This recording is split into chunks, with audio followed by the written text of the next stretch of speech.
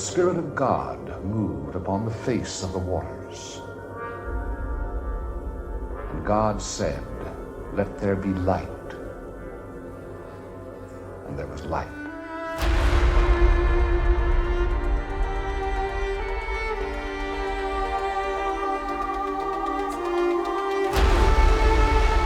And God said, "Let us make man in our own image, after our likeness."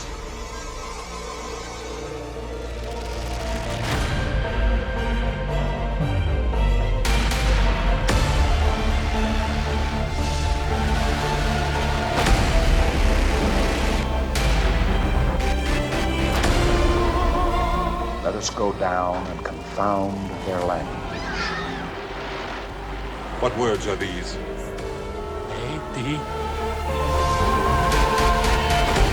Behold, thy son Ishmael hath passed 7 years. Give him thy blessing, I pray thee, that he may live before the Lord God as the first of thy flesh. If thou wilt take the left hand, then I will go to the right, or if thou depart to the right hand, I will go to the left.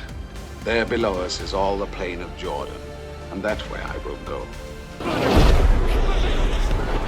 Come on! Do not look back at the city of sin. Okay. Believe in God. Do not look back! Let thy mother's sons bow down to thee. Cursed be every one that curseth thee, and blessed be he that blesseth thee.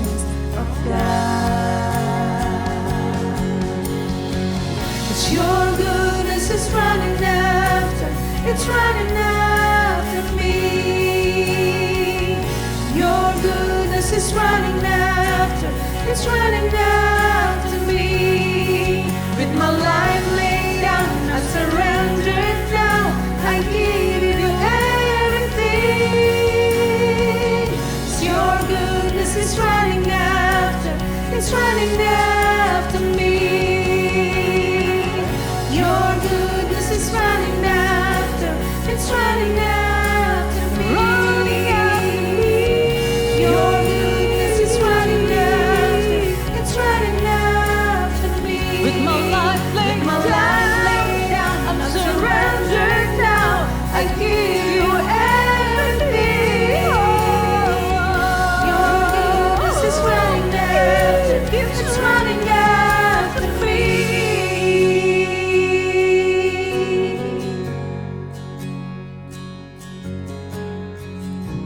And all my life you have been faithful. And all my life you have been so, so good. With every breath that I am able, oh, I'm gonna sing of the goodness of God.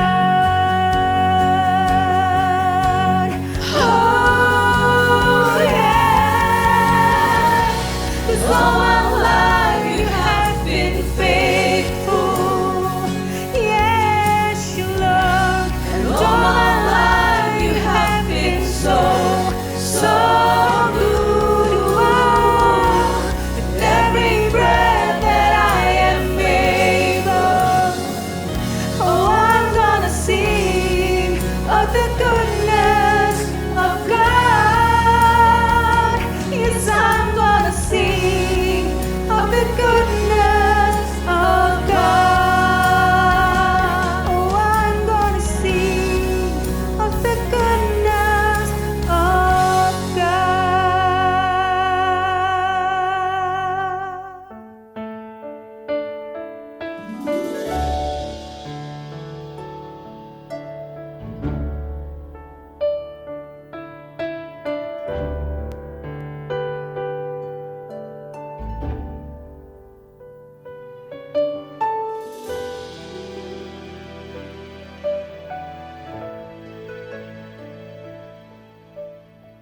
Musim makan selalu berganti, kasih Tuhan tetap abadi,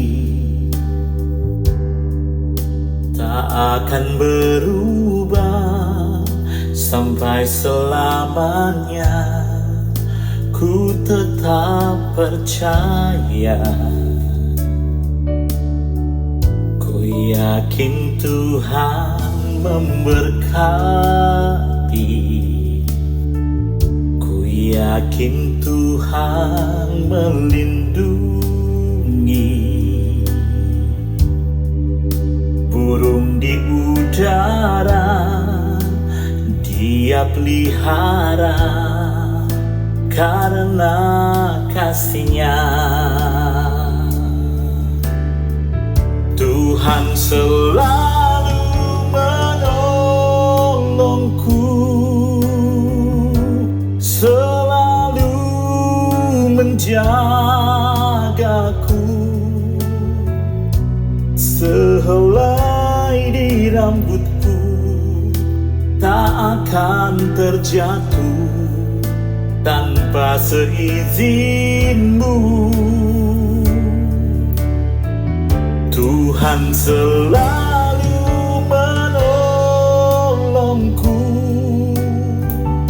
selalu menjagaku. Dia mengenyangkanku dan peliharaku seumur hidupku. Musim makan selalu berganti, kasih Tuhan tetap abadi, tak akan berubah sampai selamanya. Ku tetap percaya, ku yakin Tuhan memberkati, ku yakin Tuhan melindungi. Burung di udara Dia pelihara karena kasih-Nya. Tuhan selalu menolongku, selalu menjagaku. Sehelai rambutku tak akan terjatuh tanpa seizinmu. Tuhan selalu menolongku, selalu menjagaku. Dia mengenyangkanku dan peliharaku seumur hidupku. Oh, Tuhan selalu menolongku, selalu menjagaku.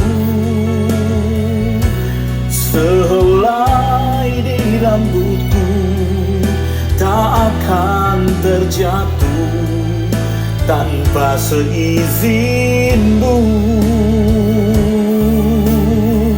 Tuhan selalu menolongku, selalu menjagaku.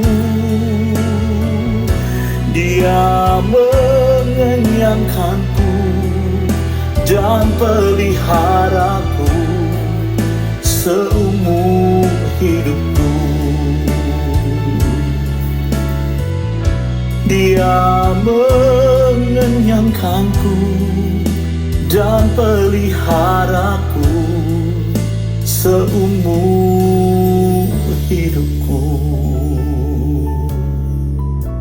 Dia mengenyangkanku dan peliharaku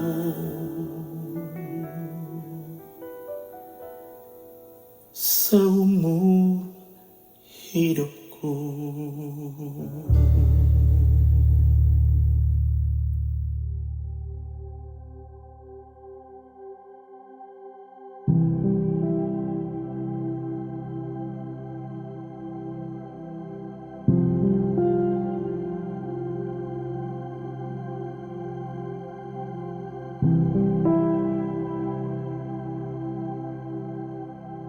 Salam Bapak Ibu semua, kita sampai kepada bulan Mei dan selama bulan Mei kita akan belajar seri baru.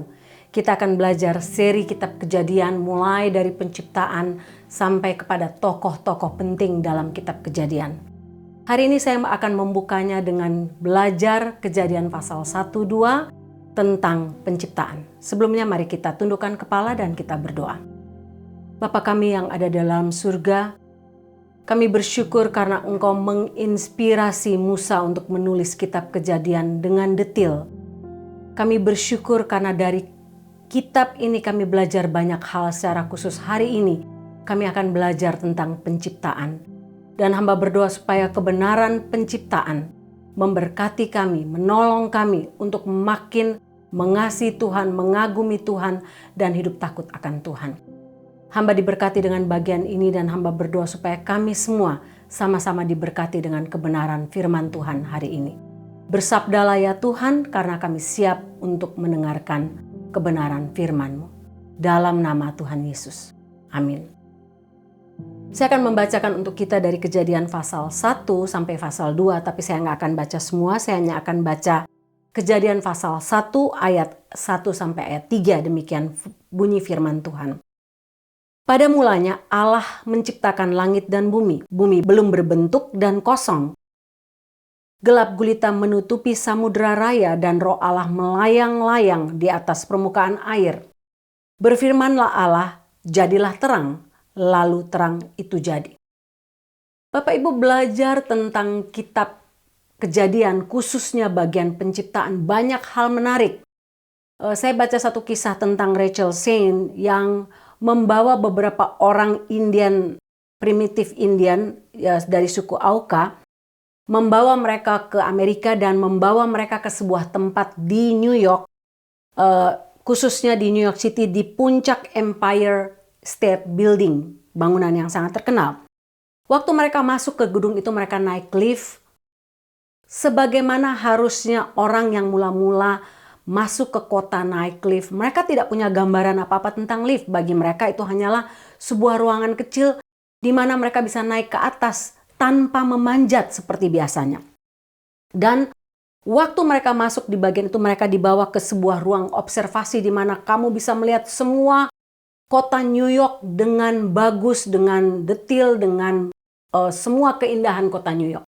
Tapi mereka tidak impresif, mereka tidak senang atau tidak bahagia, tidak happy dengan melihat pemandangan itu. Malah perhatian mereka tertuju kepada burung-burung merpati yang terbang beserta kotoran-kotoran burung merpati. Bapak Ibu, mengapa? Mengapa hal itu terjadi? Kalau kita yang lihat, wow, kita mungkin terkagum-kagum melihat keindahan kota New York dari dalam ruang observasi, tapi tidak untuk mereka. Karena yang membedakannya adalah sudut pandang mereka. Sudut pandang mereka terbatas. Mereka biasa hidup di hutan, mereka biasa hidup tanpa gedung tinggi, mereka hanya biasa memanjat pohon dan sebagainya. Hal yang sama terjadi ketika kita membaca kitab Kejadian, khususnya bagian penciptaan. Dengan sistem budaya, sistem pendidikan, sistem perkembangan sains yang ada di sekarang, tanpa sadar kita dibentuk untuk melihat penciptaan dari sudut pandang manusia berdosa, dari sudut pandang saintik yang tidak takut Tuhan, dari sudut pandang orang-orang yang menolak kebenaran firman Tuhan. Tapi kalau kita lihat dalam bagian ini, Musa menuliskan, diinspirasi Tuhan untuk menuliskan secara detail tentang penciptaan. Dan dalam Kejadian 1 yang kita baca tadi, kalau kita tidak hati-hati, kita gampang terjebak dalam teori-teori yang manusia ciptakan, yang membuat kita tidak percaya, kita menolak karya agung Tuhan. Malah kita membandingkannya dengan bukti-bukti sains yang membuktikan bahwa Tuhan tidak ada. Alam terjadi dengan sendirinya. Kita berusaha meniadakan tangan Tuhan dalam karya penciptaan. Sehingga kalau kita baca bagian ini, kita manusia mengenal Allah sebenarnya melalui kebesaran karya ciptaan Allah dalam Kejadian 1-2 ini. Mulai dari alam semesta yang luar biasa sampai kepada tubuh kita manusia sebagai puncak karya Allah. Bapak Ibu, kisah penciptaan harusnya mengarahkan hati kita kepada kekaguman akan kebesaran Tuhan. Satu-satunya Allah yang sanggup melakukan penciptaan dengan luar biasa. Dalam Kejadian pasal 1 sampai pasal 2 ini, nama Tuhan disebut sebanyak 35 kali. Musa menuliskan itu untuk menunjukkan bahwa Allah adalah pusat penciptaan. Allah adalah pusat penciptaan di mana ketika kita belajar tentang alam semesta, tentang diri kita, membuat kekaguman kita kepadanya makin bertambah. Menceritakan siapa Allah dan siapa kita. Bapak Ibu, Musa tidak menulis kitab Kejadian ini bagi orang asing yang tidak mengenal Tuhan. Tidak. Musa menulis kitab ini untuk bangsa Israel yang telah dijajah 400 tahun dalam penjajahan di Mesir, di mana bangsa Mesir ini menyembah dewa-dewa asing. Menyembah dewa matahari, menyembah dewa bulan, menyembah dewa bintang, menyembah dewa kesuburan, dewa perang, dewa orang-orang Kanaan, dan sebagainya. Sehingga mereka bahkan mempersembahkan makanan, bahkan anak-anak mereka, kepada dewa-dewa asing untuk memberikan ketenangan, kesuksesan bagi mereka. Dengan latar belakang inilah Musa diinspirasi oleh Roh Kudus sendiri menuliskan kisah penciptaan. Berdasarkan latar belakang dan kepercayaan agama-agama palsu ini, Musa menulis kitab Kejadian khususnya bagian penciptaan dengan 3 tujuan. Yang pertama, kisah penciptaan ini menunjukkan berbagai kesalahan teori agama-agama palsu. Bapak Ibu, Musa menegaskan dalam kitab Kejadian 1 dan 2 bahwa hanya Tuhan sajalah yang menjadi pusat penciptaan. Hanya Tuhan sajalah yang menciptakan semua yang ada. Tuhan tidak perlu berkonsultasi dengan siapapun. Dia tidak perlu menjawab siapapun. Dia tidak perlu melakukan apapun untuk bertanggung jawab kepada siapapun dalam hal penciptaan. Dia hanya mengucapkan kebenaran firman-Nya sesuai dengan tujuannya yang tidak dapat kita pahami dalam ketidakmampuan kita untuk memahami kebesaran Tuhan. Dari menciptakan dari yang tidak ada menjadi ada. Dan ini sangat kontras Bapak Ibu dengan cerita pagan, cerita orang agama-agama palsu. Sebagian dari mereka menggambarkan perjuangan besar dan antara kekuatan yang kuat di mana satu dewa akhirnya yang menang untuk menciptakan bumi. Tapi kitab Kejadian mengungkapkan bahwa Tuhan dengan mudah menciptakan dunia ini. Dia hanya memberi perintah dan Tuhan berfirman, jadilah terang, jadilah malam, jadilah pagi, jadilah bulan, jadilah bintang dan sebagainya. Dia berdaulat atas karya ciptaannya. Dia menciptakan matahari, bulan, dan bintang dengan semua tumbuh-tumbuhan termasuk kita manusia dan dia berada di atas semua karya ciptanya. Karya ciptanya bukan sesuatu yang diciptakan untuk disembah, tidak sama sekali. Sehingga fakta bahwa bintang-bintang pun diciptakan oleh Tuhan, diberikan tugas, diberikan tujuan khusus oleh Tuhan, tidak sama sekali membuat manusia mempercayai bahwa bulan, bintang, dan alam semesta ini adalah sesuatu yang dapat menentukan takdir manusia. Seperti yang dipercaya oleh astrologi yang tersebar luas di mana-mana. Intinya bahwa matahari, bulan, bintang, dan sebagainya bukan diciptakan Tuhan untuk disembah. Mereka hanyalah hamba dari Sang Pencipta yang perkasa yang membuat mereka ada dan menetapkan fungsinya dalam dunia ini. Sehingga kisah penciptaan ini Bapak Ibu menyangkal sejumlah kesalahan agama palsu dalam dunia ini. Baik agama kuno maupun agama modern yang berkembang sekarang. Paling tidak antara lain saya angkat beberapa hal. Ada banyak tapi hanya beberapa hal yang saya angkat. Kisah penciptaan ini menyangkal yang namanya politeisme. Yang menyatakan bahwa ada banyak Allah. Oh, ada banyak pencipta. Ada banyak dewa, dewa jahat, dewa baik. Kisah penciptaan ini juga menyangkal yang namanya panteisme. Yang percaya bahwa memandang Tuhan dan ciptaannya itu sebagai satu, sesuatu yang sama. Kisah penciptaan ini juga menyangkal gerakan zaman baru yang memuja ciptaan dan bukan penciptanya. Kisah penciptaan ini juga menyatakan bahwa Tuhan pencipta alam semesta itu adalah Allah yang berpribadi, sehingga membatalkan teori nihilisme yang percaya bahwa kehidupan dan sejarah manusia ini tidak punya makna, tidak punya arti, tidak ada dasar objektif dan tidak bermoral. Dan bahwa Allah menciptakan manusia menjadi laki-laki dan perempuan dengan peran yang berbeda. Dan keduanya, laki-laki dan perempuan, mencerminkan gambar Allah. Kisah penciptaan yang dicatat Musa ini juga menyangkal gerakan radikal yang menempatkan binatang di atas manusia. Sehingga manusia akhirnya menyembah binatang. Karena dalam kisah penciptaan Allah memberi tugas kepada manusia untuk apa? Mengelola bumi dan berkuasa terhadap binatang. Bukan sebaliknya, manusia menyembah binatang. Waktu saya datang ke Amerika saya kaget karena orang di sini benar-benar mengagungkan binatang. Bahkan terkadang lebih dari manusia. Menabrak kucing bisa kena hukuman 3 bulan. Kalau kucingnya mati. Menabrak manusia sampai mati kadang-kadang bisa bebas. Oh, karena dia punya mental illness dan sebagainya. Bapak Ibu, inilah kesalahan-kesalahan dalam hal sudut pandang yang jahat, yang tidak takut Tuhan dalam hal penciptaan. Di India orang menyembah sapi. Orang menyembah babi dalam budaya Mesir kuno. Ular kobra juga disembah di India. Harimau disembah di Cina. Gajah disembah di Thailand. Monyet disembah di Honduras. Serigala disembah di Turki, dianggap sebagai nenek moyang mereka. Dan banyak hal lain lagi. Bapak Ibu, kisah penciptaan juga menyangkal teori evolusi yang mengatakan bahwa semua terjadi secara kebetulan. Ya, dengan muatan filosofi yang menyertainya. Bapak Ibu bayangkan banyak orang menolak Allah. Dan memilih mempercayai sains lebih dari Tuhan. Yang adalah ciptaan manusia. Karena hati mereka dibutakan oleh iblis. Sehingga mereka menyangkal kalau bisa menghapus Kejadian 1 dan 2 ini. Dan keberadaan Tuhan. Bahkan Darwin sendiri di akhir hidupnya. Yang meninggal bulan April 1882. Menurut kesaksian dari salah satu teman dekatnya yang bernama Lady Hope. Di akhir hidupnya Darwin menyesal atas teori evolusi yang dilahirkannya. Yang menyesatkan banyak orang dan menolak karya penciptaan Tuhan. Bapak Ibu, tapi iblis terus melanjutkan. tipu muslihatnya terhadap manusia yang lebih memilih percaya kepada ilmu pengetahuan yang salah, yang berdosa, lebih daripada Tuhan sebagai pencipta dunia ini.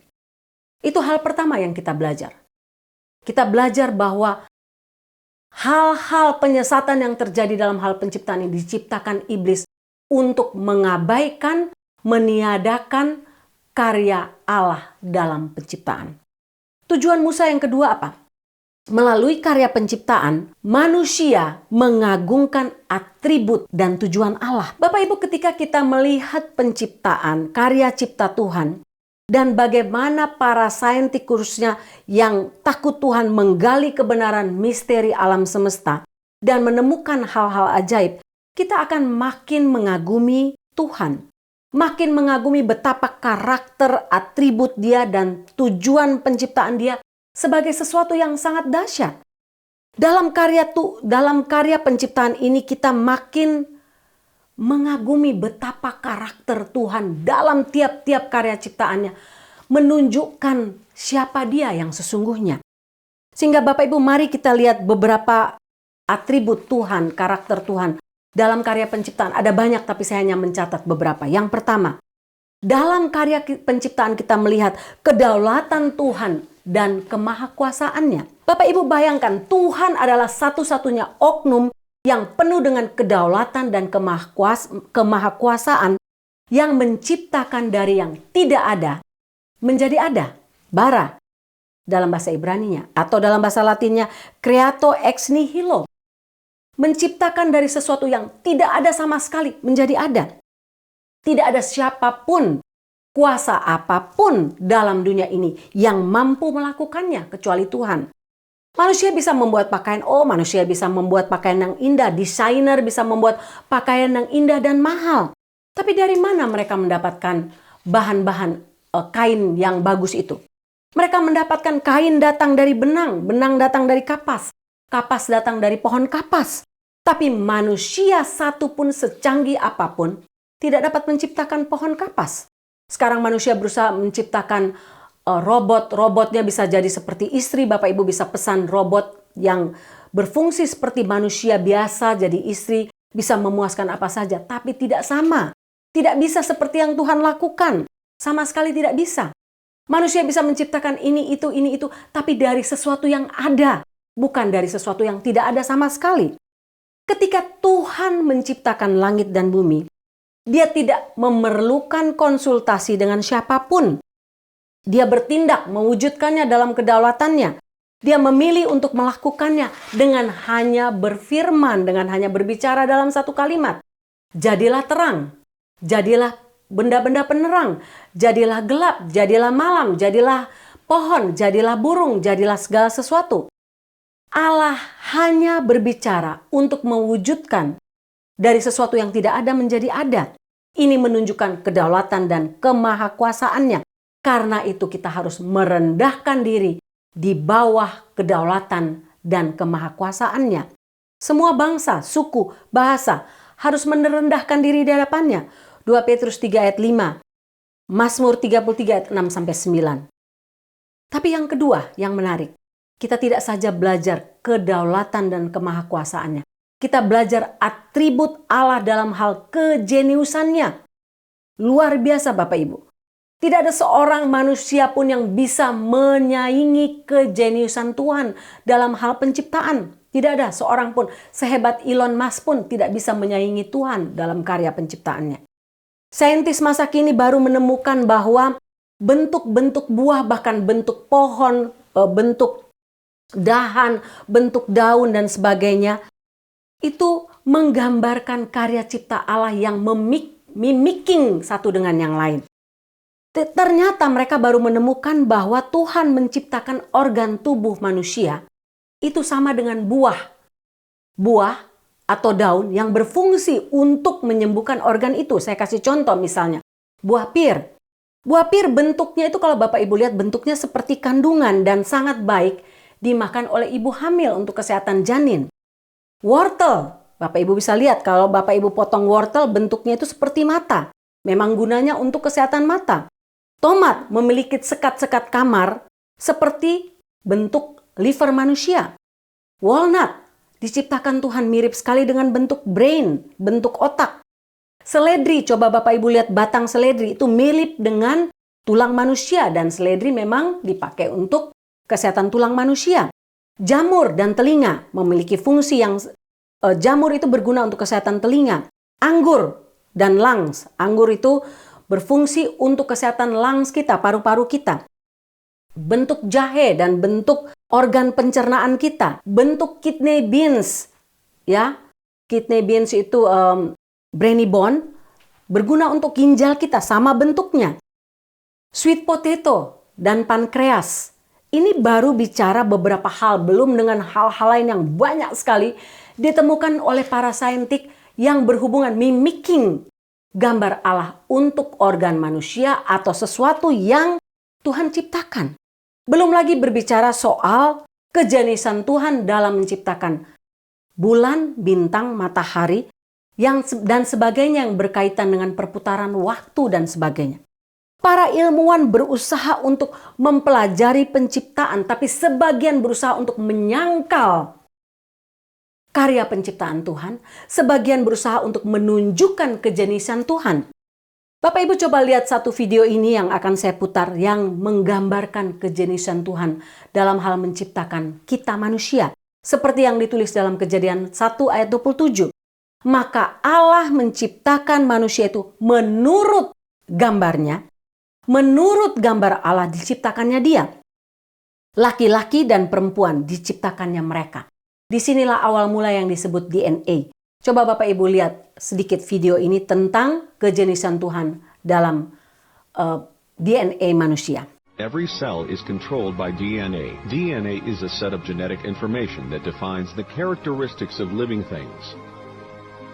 Researchers have discovered a sequence of numbers that is always repeated in human DNA. It would be a signature of God.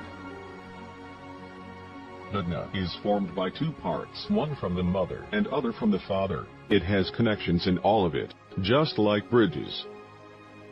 There is a pattern that repeats in all of it. 10, 5, 6 and 5. Again, this is the sequence. 10, 5, 6, 5. In Hebrew, each letter is equivalent to a number. And then, all the alphabet is equivalent. 1, 2, 3, 4. In our common alphabet, it would be the same as the letter A is equivalent to 1, B is equivalent to 2, C3, D4 and so. Let's see the Old Testament and the name of God. It's written by 4 letters in Hebrew.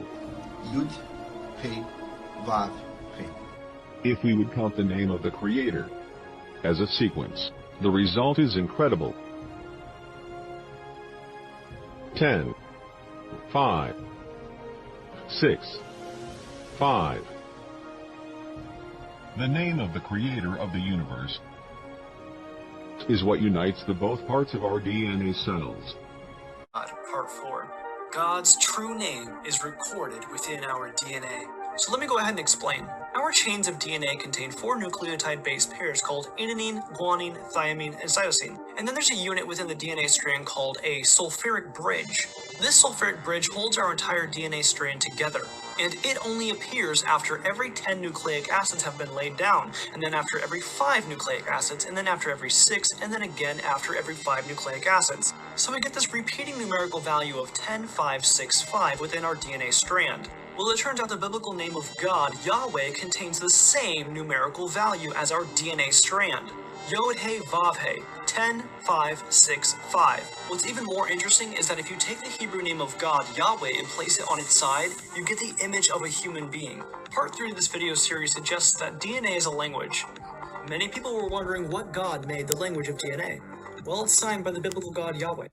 Ya, Bapak Ibu yang ketiga, tidak saja kejeniusan Tuhan, kita lihat dalam penciptaan Tuhan kita melihat Tuhan yang tertib dan teratur. Karya ciptaan Tuhan dalam alam semesta ini adalah karya yang tertib, karya yang teratur. Urutan ini tidak terjadi secara acak, tidak terjadi secara kebetulan seperti teori evolusi, tidak sama sekali Bapak Ibu. Banyak sarjana telah menunjukkan perkembangan teratur dari hari-hari penciptaan. Tuhan menciptakan dari yang tanpa bentuk, yang kosong menjadi berbentuk, dan mengisi kekosongan itu menjadi kepenuhan. Bapak Ibu coba lihat keteraturannya. Hari 1 sampai hari ketiga, Tuhan memperbaiki sesuatu yang tanpa bentuk dan berbentuk menjadi sesuatu yang berbentuk. Dari hari keempat sampai keenam, Tuhan memperbaiki dan mengisi kekosongan itu. Betapa dia Tuhan yang sangat teratur dan tertib dalam karya penciptaannya. Saya mencatat beberapa fakta keteraturan dan tertibnya Tuhan dalam karya ciptanya.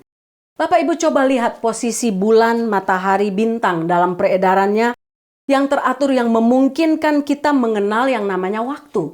Namanya siang, namanya malam, namanya musim. Mulai dari winter, mulai dari spring, mulai dari summer, fall, dan sebagainya. Yang ditulis dalam Kejadian pasal 1 ini, matahari diletakkan Tuhan tidak terlalu dekat dengan bumi ini supaya kita tidak terbakar. Tidak terlalu jauh supaya kita tidak kedinginan. Tuhan menciptakan semua hal yang dibutuhkan oleh manusia sebelum manusia diciptakan oleh Tuhan. Lihat betapa tertibnya dan teraturnya dia. Tuhan menciptakan oksigen sebagai kebutuhan manusia. Menciptakan air, 2/3 dari bumi ini air. Karena manusia membutuhkan air, 2/3 dalam diri kita, tubuh kita terdiri dari air. Pernahkah kita berpikir mengapa Tuhan menciptakan manusia dengan fingerprint yang tidak sama satu dengan yang lainnya, Bapak Ibu? Bahkan kembar identik pun tidak memiliki fingerprint yang sama. Dan jumlahnya menarik, 66 garis. Bahkan ada ahli teologi yang katakan itu menggambarkan kitab. Kitab suci kita, Perjanjian Lama, Perjanjian Baru, jumlahnya 66. Siapa yang mengorganize keduanya? Tuhan. Betapa teraturnya dia. Pernahkah kita berpikir mengapa Tuhan menciptakan laki-laki dan perempuan sebagai gambar Allah supaya kita dapat berkembang biak dalam dunia ini? Pernahkah kita berpikir mengapa Tuhan menciptakan jerapah dengan leher yang panjang? Karena makanan dia ada di atas pohon-pohon tinggi. Pernahkah kita memikirkan bagaimana Tuhan menciptakan dengan teratur dan tertib ikan, anatomi ikan yang hanya bisa hidup di dalam air? Burung dengan anatomi tubuhnya yang bisa terbang tanpa jatuh ke bumi. Bapak Ibu menarik Roma pasal 1 ayat 20 katakan, sebab apa yang tidak nampak daripadanya, yaitu kekuatannya yang kekal dan keilahiannya, dapat nampak kepada pikiran dari karyanya sejak dunia diciptakan, sehingga mereka tidak dapat berdalih, walaupun manusia tetap berdalih. Keteraturan semua ciptaan Tuhan menunjukkan kepada kita bahwa Tuhan kita itu Tuhan yang teratur. Karena itu dia menginginkan kita untuk menjalani kehidupan yang tertib dan yang teratur. 1 Korintus 14 ayat 33 dan ayat 40. Bukan saja tertib dan teratur. Tuhan kita adalah Tuhan dengan karakter Allah yang berpribadi, atribut Allah yang berpribadi. Dia bukan hanya kekuatan kosmik seperti kata ahli para saintik, tapi dia makhluk yang berpribadi. Dia berbicara, dia dapat merasakan, dia melihat, dia membuat penilaian tentang apa yang dia buat. Dia menciptakan manusia menurut rupa dan gambarnya sebagai makhluk yang berpribadi dan dapat berkomunikasi dengan dia. Ketika Tuhan menciptakan dunia ini, Tuhan berbicara. Tapi ketika dia menciptakan kita, dia membentuk kita secara khusus dari debu. Dia membentuk kita dan satu-satunya makhluk yang Tuhan menghembuskan nafasnya adalah manusia. Betapa Tuhan adalah pribadi. Evolusi tersandung pada titik ini Bapak Ibu. Karena apa? Evolusi tidak menjelaskan tentang keunikan manusia sebagai satu pribadi. Evolusi tidak dapat menjelaskan lompatan dari monyet, dari kera menjadi manusia dengan kekuatan penalarannya. Kemampuannya untuk berkomunikasi dalam bahasa. Kesadarannya akan Tuhan. Evolusi tidak dapat menjelaskan hal ini. Bapak Ibu, pernahkah kita berpikir tentang kemampuan manusia dalam berkomunikasi, dalam berbahasa? Orang ahli saintik yang tidak takut katakan, oh iya. Mereka yang tidak takut Tuhan katakan, oh iya. Kita manusia itu bisa berbahasa dari bergumam, dari menggerutu. Bapak Ibu, ini sesuatu yang mustahil. Profesor linguistik dari perguruan tinggi yang terkenal mengatakan manusia tidak dapat berbahasa dari gerutuan. Tidak ada buktinya sama sekali bahwa bahasa berkembang dari gerutuan. Bahkan manusia yang paling primitif di dunia ini pun memiliki sistem bahasa yang kompleks dan lengkap. Kosakata kita berkembang sesuai dengan budaya, tata bahasa, penggunaan, dan ini berubah seiring dengan waktu. Sehingga Bapak Ibu, Anda bisa memiliki seluruh sistem bahasa atau tidak sama sekali. Evolusi tidak dapat menjelaskan keunikan ini. Penciptaan itu. Penciptaan dapat menjelaskannya. Karena Allah kita adalah Allah yang berpribadi. Dia menciptakan manusia serupa dan segambar dengannya untuk berkomunikasi dalam bahasa. Bapak Ibu, apa lain lagi atribut Allah yang kita belajar dari penciptaan? Tuhan Allah kita itu baik. Bapak Ibu, teks ini berulang kali menekankan ketika Allah selesai menciptakan dan Allah melihat bahwa semuanya itu baik. Sungguh amat baik. Kejadian 1 ayat 4, ayat 10, ayat 12, ayat 18, ayat 21, ayat 25, ayat 31. Hal ini menunjukkan kepedulian Tuhan secara pribadi terhadap makhluk ciptaannya. Dia menciptakan semua hal yang manusia butuhkan dan pada hari terakhir dia menciptakan manusia untuk menunjukkan betapa baiknya dia. Sesudah semua ini layak dihuni oleh manusia, barulah dia menciptakan manusia. Sekali lagi dia membentuk manusia dengan tangannya sendiri. Satu-satunya ciptaan yang mendapatkan hembusan nafas Tuhan. Bapak Ibu, ketika Hagar berada sekarat di padang gurun, dia bertemu dengan Tuhan dan menyebut nama Tuhan dengan kata El Roi, Allah yang melihat. Kejadian 16 ayat 13. Tuhan melihat kebutuhannya yang mendesak. Kebutuhan akan air untuk dia dan putranya. Tuhan melihat kebaikan ciptaannya yang telah ada karena dia memang adalah Allah yang baik. Bapak Ibu, manusia berusaha untuk menyangkal kebaikan Tuhan melalui penciptaan. Dan ini sangat menyedihkan. Yang terakhir Bapak Ibu. Dalam bagian ini, atribut Allah yang menarik menurut saya, Tuhan itu Tuhan kita yang humoris. Bapak Ibu bisa menemukan banyak hal lucu, menarik dalam penciptaan. Mulai dari binatang, bentuk bunga, bentuk tumbuhan, bentuk pohon, dan sebagainya. Saya pernah, waktu SMA saya baru bertobat, saya pernah melihat satu pohon pepaya yang bentuknya menurut saya sangat unik. Saya dan teman saya, kami pulang sekolah dan kami melihat pohon itu, kami dua ketawa tergeli-geli sampai air mata keluar. Saking bagi kami itu gambaran dari betapa humorisnya Tuhan kita. Bapak Ibu, apa yang Bapak Ibu bisa lihat dalam dunia ini yang menunjukkan atribut karakter Allah yang luar biasa. Jadi kisah penciptaan menunjukkan bahwa Allah pencipta kita adalah Allah yang berdaulat, yang berkuasa, yang jenius, yang teratur, yang tertib, yang berpribadi, yang baik, dan yang humoris. Bapak Ibu bisa tambahkan banyak lagi hal lain. Yang ketiga, yang terakhir, apa yang kita belajar dari kisah penciptaan? Dari kisah penciptaan ini Musa menuliskannya dengan tujuan ketika kita mempelajarinya dengan serius. Kisah penciptaan ini membawa kita untuk makin mengasihi Tuhan, makin menyembah Dia, makin menikmati Tuhan kita, mentaati Dia, dan makin takut akan Tuhan. Bapak Ibu, saya nggak tahu dengan Bapak Ibu, tapi saya suka bunga. Makin melihat bentuk-bentuk bunga, warnanya, keunikan bentuknya, yang bayangin million jenisnya Bapak Ibu, membuat saya makin kagum akan Dia. Dan membuat saya makin takut akan Tuhan. Makin menyembah Tuhan, makin menikmati Dia. Dia adalah Allah dalam keindahan, Allah yang indah. Ketika kita melihat karya ciptaan Tuhan dan kalau kita tidak sampai kepada titik ini, kita gagal Bapak Ibu sebagai orang percaya. Seharusnya ketika kita melihat semua karya ciptaannya, kita bisa berseru seperti yang dituliskan dalam Mazmur 95 ayat 6. Masuklah, marilah kita sujud menyembah, berlutut di hadapan Tuhan yang menjadikan kita. Bapak Ibu, saat kita melihat keindahan matahari mulai dari sunrise, sunset, kita dapat menyembah Dia dan mengatakan seperti yang ditulis dalam Mazmur 19 ayat 1. Langit menceritakan kemuliaan Allah dan cakrawala memberitakan pekerjaan tangannya. Bapak Ibu, fakta penting dari kisah penciptaan ini adalah makin kita mengenal Dia, makin kita mengenal karya penciptaannya, makin kita mengagumi Dia, menyanjung Dia, menyembah Dia, menikmati hasil karyanya, tunduk pada kekuasaannya, dan di atas segala-galanya, makin takut akan Tuhan. Mengapa? Karena kata Amsal pasal 1 ayat 7, permulaan hikmat adalah takut akan Tuhan. Artinya, awal dari semua pengetahuan yang ada dalam dunia ini adalah dimulai dari hati yang takut akan Tuhan.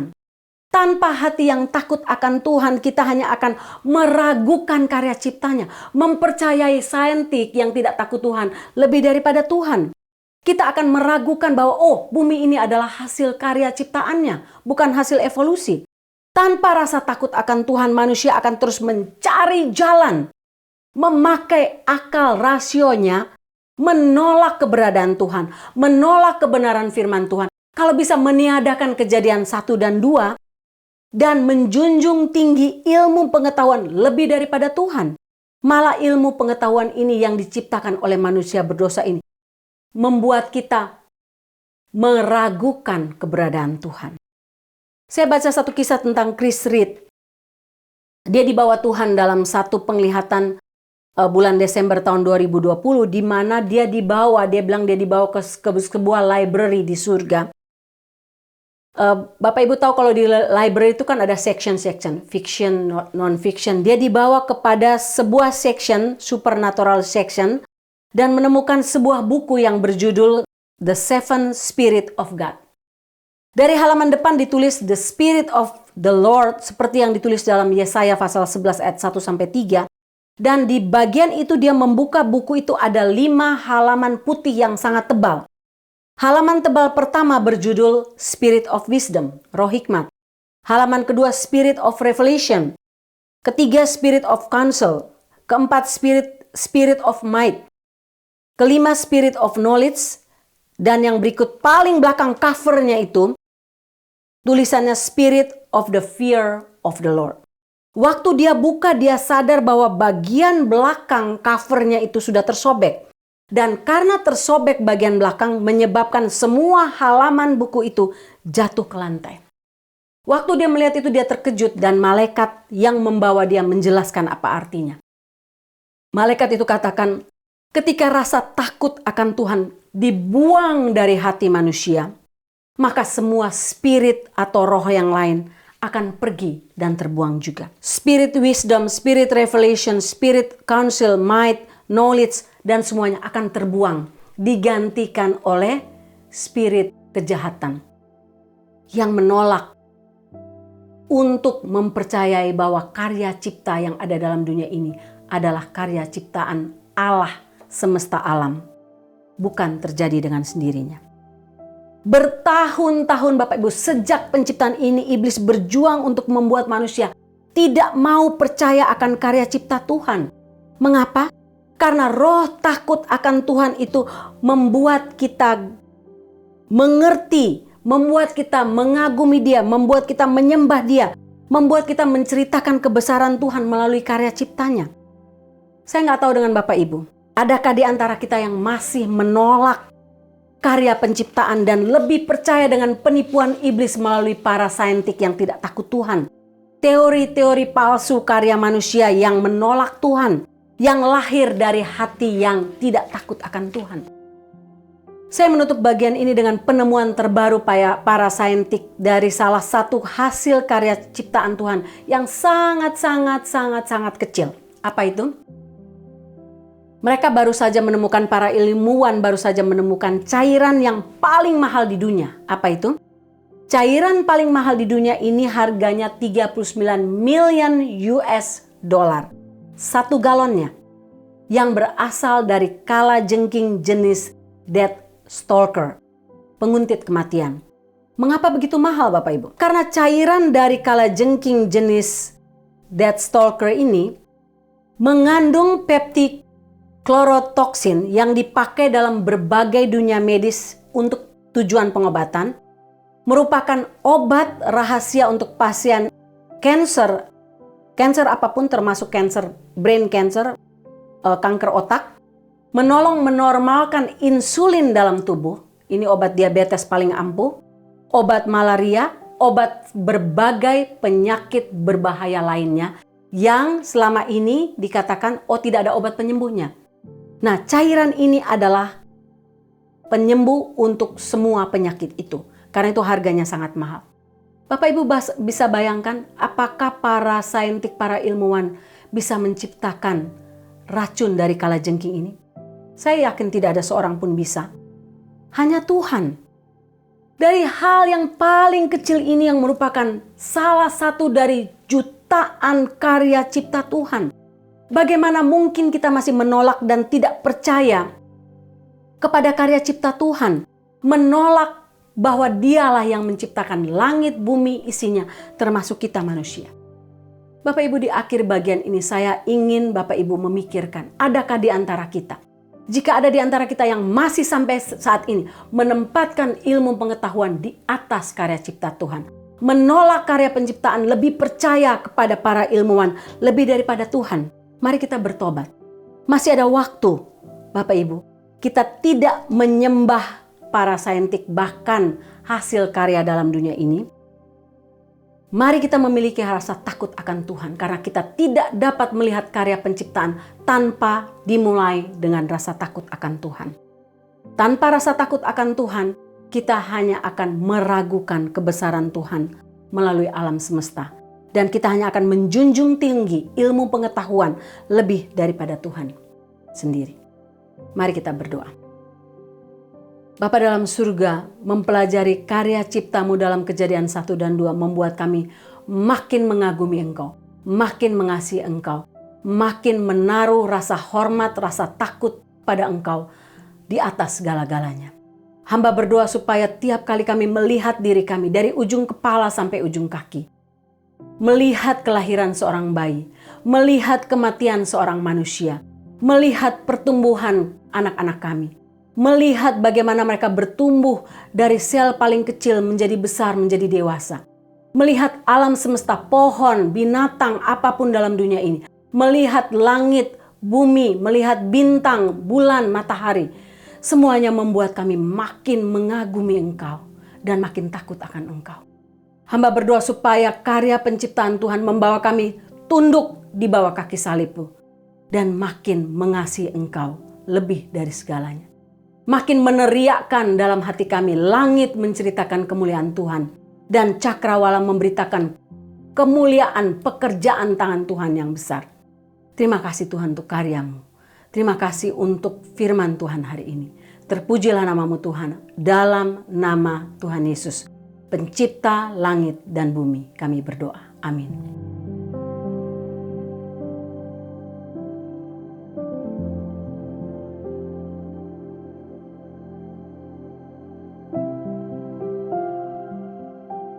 Bapak Ibu, ini minggu pertama dan kita akan masuk dalam perjamuan kudus. Kita akan mengenang apa yang Tuhan Yesus buat bagi kita 2000 tahun yang lalu di atas kayu salib, ketika tubuhnya terkoyak dan darahnya tercurah demi keselamatan kita, umat manusia yang berdosa. Mari kita menyiapkan hati kita untuk masuk dalam perjamuan kudus. Bapak Ibu, roti yang kita pecah-pecahkan ini mengingatkan kita akan tubuh Kristus yang diserahkan bagi kita untuk menebus kita. Demikian pula dengan cawan minuman ini yang kita pakai untuk mengucap syukur, mengingatkan kita akan darah Kristus yang dicurahkan bagi kita untuk pengampunan dosa kita. Bapak Ibu bisa mengangkat roti di tangan kanan Bapak Ibu. Yesus berkata, "Inilah tubuhku yang diserahkan bagi kamu. Perbuatlah ini untuk selalu menjadi peringatan akan aku. Makanlah."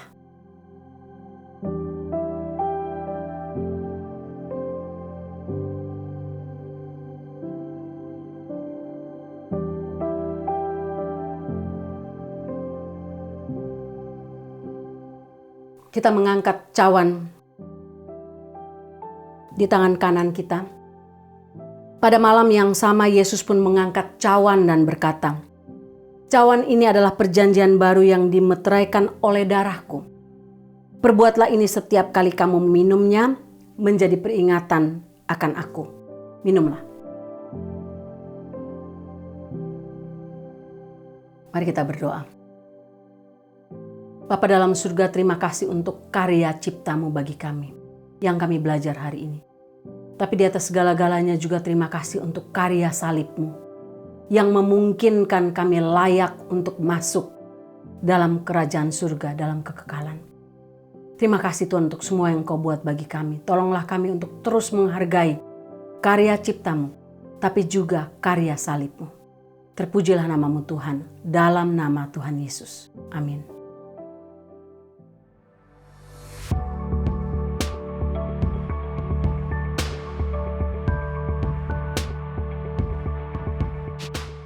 Bapak Ibu, doa saya kita diberkati dengan rangkaian ibadah hari ini dan kita akan mengakhiri ibadah kita dengan menerima berkat Tuhan. Mari kita menundukkan kepala kita dan mengarahkan hati kita kepada Tuhan. Tuhan memberkati engkau dan melindungi engkau. Tuhan menyinari engkau dengan wajah-Nya dan memberi engkau kasih karunia. Tuhan menghadapkan wajah-Nya kepadamu dan memberi engkau damai sejahtera. Amin.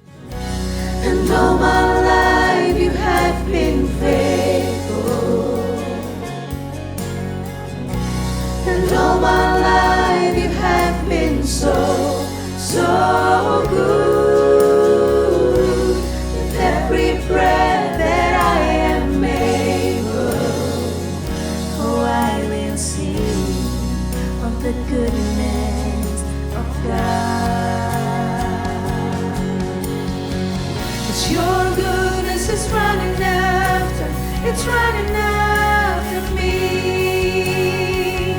Your goodness is running after, it's running after me. With my life laid down, I surrender it now. I give you everything. Your goodness is running after, it's running after me. Your goodness is running after, it's running after me. Your goodness is running after, it's running after me. With my life laid down, I'm surrendered now. I give you everything. Your goodness is running after, it's running after me.